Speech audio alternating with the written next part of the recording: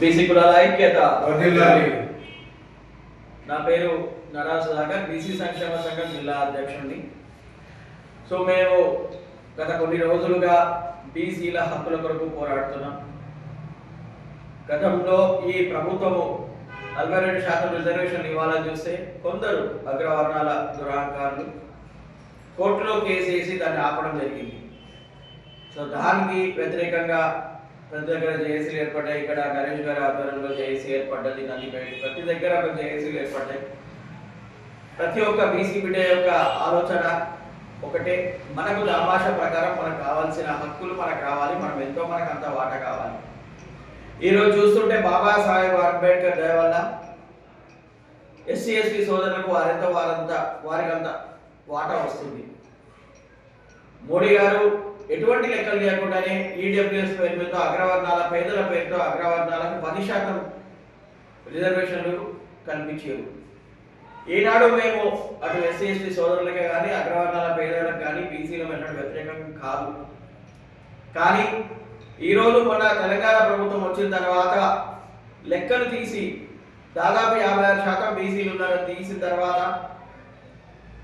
Kamareddy declaration ప్రకారం రేవంత్ రెడ్డి గారు బీసీలు 42% రిజర్వేషన్లు ఇవ్వాలని చూస్తుంటే వారు ఆ 42% రిజర్వేషన్తో పంచాయతీ ఎన్నికలు కూడా చేయాలని ప్రయత్నం చేస్తుంటే మాధవరెడ్డి అనే ఒక దురహంకారి, బీసీల వ్యతిరేకి, బీసీల ద్రోహి అయిన మాధవరెడ్డి లాంటి వాళ్ళు ఈరోజు కోర్టుల కేసు మా రిజర్వేషన్లు ఆపి నోటికాడికి ముందడు కొట్టేసింది.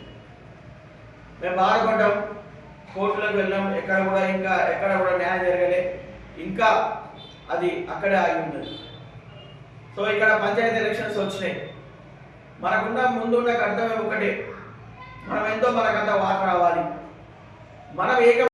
మనం ఉన్న ఆస్తులను నమ్ముకోవాల్సిన పరిస్థితి ఏర్పడుతుంది. అటువంటిప్పుడు ఒక ఎమ్మెల్యేగా నిలబడి 100 కోట్లు 200 కోట్లు ఖర్చు పెట్టగలమా? పెట్టలేము.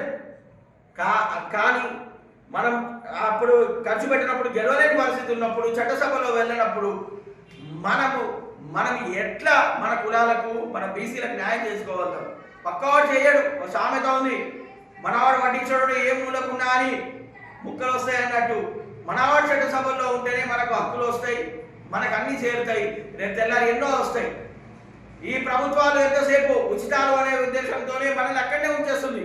భూమి పొట్టిన నుండి ఇప్పటి వరకు ఏ పరిపాలకుడు కూడా శూద్రులు కానీ ఇంకా ఎవరన్నా కానీ బహుజనులు కానీ బీసీలు కానీ ఎవరు కూడా అధికారంలోకి రావద్దనే చూస్తారు. వీళ్ళు అధికారంలోకి వస్తే వాళ్ళ పీఠాలు కదులుతాయని మనల్ని ఉచితాలకు అలవాటు చేస్తుంటారు, మనల్ని ఖాళీగా తినేటట్టు చేస్తుంటారు. వీటన్ని జోలికి పోకుండా నిజమైన పవర్, నిజమైన శక్తిని మనం సాధించాలంటే మనం ఏకం కావాల్సి కులాలకు అతీతంగా ఏకంగా మన వాళ్ళని ఈరోజు గ్రామ పంచాయతీల్లో రాబో ఎంపీటీసీ ఎలక్షన్లో వేసి ఇందులో నుండి రావాలి ఎమ్మెల్యేగా పంపించుకోవాలి. ఇక్కడ 100 కోట్లు మనం ఖర్చు పెట్టే పరిస్థితులు లేవు. రిజర్వ్ అయినాడే ఆ రోజు మన బీసీ బిడ్డలు దాదాపు ఆస్తులు అంతస్తులు ఒకే లెక్కలో ఉంటాం కాబట్టి ఎక్కువ ఖర్చు పెట్టాల్సిన అవసరం రాదు. ఈజీగా చట్టసభల్లో మనం అడుగు పెడతాం. సో కాబట్టి మేము ఈరోజు సిరికొండ వేదికగా నరేష్ గారు ఏర్పాటు చేసిన ఈ విలేకరుల సమావేశంలో మేము నిజామాబాద్ డివిజన్ ప్రజలకు చేతులెత్తి దండం పెడుతున్నాం. దయచేసి మీరు ఏ ప్రలోభాలకు లొంగకండి, ఎటువంటి సెంటిమెంట్లకు లొంగకండి, ఎటువంటి ఇమోషన్లకు లొంగకండి. చాలా విధాలుగా బ్లాక్మెయిల్ చేస్తుంటారు, మనల్ని సంజాయించే ప్రయత్నం చేస్తుంటారు. కానీ దేనికి లొంగకుండా మన బీసీ బిడ్డ, మన కులపోడు కాకపోయినా మన కులపోడు నిలబడ్డా మన కులపోడు గెలవడు అని తెలిస్తే చాలు పెట్టి పక్కన బీసీ బిడ్డ గెలుస్తాడు అని గట్టిగా ఉంటే ఆ బీసీ బిడ్డను మనం ఆశీర్వదించాల్సిన తరుణం ఉన్నది. డబ్బులు మన దగ్గర లేవు. జనరల్ స్థానంలో ఫార్వర్డ్ క్యాస్ట్ వాళ్ళు డబ్బులు వాటిని గుమ్మరిస్తుంటారు. డబ్బులకు లొంగకండి. ఆ 1000 రూపాయలు 500కు మన జీవితం తాకట్టు పెట్టుకోవద్దు. ఈరోజు మనం పంచాయతీల్లో 60-70% సీట్లను మనం కళ్ళగొడితే రేపు చట్టసభలో ఎమ్మెల్యే ఎలక్షన్లో ఎంపీ ఎలక్షన్లో ప్రభుత్వాలు దిగి వస్తాయి. 50% మనకు కనీసం 42% రిజర్వేషన్లు ఇచ్చినా మనం ఆశ్చర్యపోనక్కర్లేదు. అక్కడ మనకు రావాలి, చట్టసభలో రావాలంటే మనం ఈరోజు పంచాయతీల్లో రాబో ఎంపీటీసీ ఎలక్షన్లో మనం ఏకం కావాలి. 60-70% సీట్లను గెలుచుకోవాల్సిన అవసరం ఉంది. చాలా మంది అంటుంటారు సర్పంచ్ ఎలక్షన్లలో ఎంపీటీసీ ఎలక్షన్లలో గెలిచినంత మాత్రాన ఏమవుతుంది, చట్టసభలో మనం ఉండాలి కదా. ఎస్, మనం చట్టసభలో పోవాలంటే మొదటి అడుగు ఇక్కడికి ఇక్కడికి వెళ్ళి నాయకత్వ లక్షణాలు ఇక్కడికి వెళ్ళే మొదలైతే చాలా మంది సర్పంచ్ నుండి జడ్పీటీసీ నుండి ఎంపీటీసీ నుండి ముఖ్యమంత్రులు అయిన రోజులు ఉన్నాయి. ఇక్కడ మన లోపల నాయకత్వ లక్షణాలు వస్తే, మనము నాయకత్వం ఉంటే, మనం ముందు వెళ్తూ ఉంటే మనం రాబో తరంలో చట్టసభల్లో కూడా మనం అడుగు పెడతాం. ఎంత ఘోరమైన పరిస్థితి అంటే 120 స్థానాలు ఉంటే ఈరోజు మన అసెంబ్లీలో 100 కులాల బీసీ 100 కులాల పైన 100 కులాలు ఇప్పటివరకు అసెంబ్లీ గడప దొక్కలేదు. ఎందుకంటే ఒకటి అవేర్నెస్ లేదు. మనం చట్టసభలో పోవాలి, మనం కూడా అధికారం చేపట్టాలనే ఒక ఆలోచన లేదు. ఆలోచన ఉన్నా కానీ కొట్లాడే డబ్బులు లేవు. ఈరోజు చూస్తున్నాం, మనం ఎన్నో ఉప ఎన్నికలను చూసినాం. పేపర్లలో అయితే వస్తున్నది 100 కోట్లు 200 కోట్లు ఖర్చు అవుతున్నాయి. బీసీలు ఖర్చు పెట్టే పరిస్థితిలో ఉన్నారా? ఒక సర్పంచ్ ఎన్నికలకు ఒక 20 ప్రజల యొక్క డిమాండే చట్టంగా ఏర్పడుతుంది. ఈరోజు ప్రభుత్వాలు పైనుండి ఇద్దామనుకున్నది, కానీ కొందరు అడ్డుపడ్డారు, మోకాలు అడ్డుపెట్టారు. కానీ మనం ఏకమై మనం ఈరోజు దాదాపు 60% ఉన్నాం. 56% ఉన్నాయని లెక్కల్లో తేలిందా? దాదాపు చాలా మంది ఆ రోజు లేకుండే ఈజీగా 60% మంది ఉంటాం మనం బీసీలో. మనం ఏకమైన రోజు దాదాపు 70% పంచాయతీలను మనము కైవసం చేసుకోవచ్చు. అదే నినాదంతో మేము ప్రతి ఏరియా తిరుగుతున్నాం, ప్రతి డివిజన్ తిరుగుతున్నాం. బోధన ఎన్నికలకు కూడా బోధన డివిజన్లో నిన్న అయిపోయినాయి.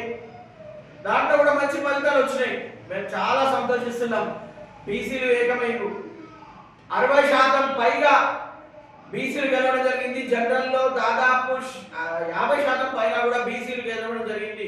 చాలా చోట్ల అగ్రవర్ణాలు బీసీలు ఏకమవడం చూసి భయపడి నామినేషన్ కూడా వేయలే. ఇది చాలా మంచి పరిణామం. దీనిని ఈ నిజామాబాద్ డివిజన్ ప్రజలు కూడా ఈరోజు అందరూ దాన్ని ఒక ఆదర్శంగా తీసుకొని, బోధన డివిజన్ యొక్క బీసీల ఐక్యతను ఆదర్శంగా తీసుకొని ఏకమై మనం ముందుకు వెళ్తే 60% ఉన్నా కానీ మనము 70% సీట్లు రిజర్వ్ కొట్టొచ్చు. కాబట్టి జాగ్రత్తగా ఓటేయాలి. ఎన్నో ప్రలోభాలు వస్తాయి.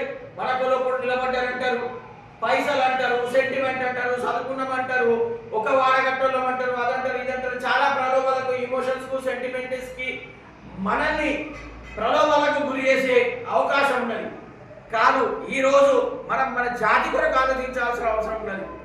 మనం మనస్సాక్షితో పోవాల్సిన అవసరం ఉన్నది. మన బిడ్డలకు అధికారం ఇవ్వాల్సిన అవసరం ఉన్నది. మన కులపుడైనా సరే వాడు గెలిచినట్టే త్యాగం చేయండి. ఇది త్యాగాలు చేయాల్సిన సమయం. మన వాడిని గెలిపించుకోవాల్సిన అవసరం, మన శక్తి చూపెట్టాల్సిన అవసరం ఉంది. కాబట్టి సిరికొండ వేదికగా నిజామాబాద్ డివిజన్ ప్రజలకు మేము చేతులెత్తి దండం పెట్టి విన్నపం చేస్తున్నాం. సెంటిమెంట్లకు లొంగకుండా, ఎటువంటి ప్రలోభాలకు లొంగకుండా ఓటేసి అత్యధిక మెజార్టీతో గెలిపించాలని నిన్న బోధన డివిజన్లో రిజల్ట్ వచ్చింది. దాన్ని అందరూ కూడా ఆదర్శంగా తీసుకొని 60-70% బీసీ బిడ్డలను గెలిపించాలని మేము ఈ వేదిక ద్వారా విన్నపం చేస్తున్నాం. జై బీసీ, బీసీ కులాల ఐక్యత, చాల్సిన నాయకత్వం. జై బీసీ.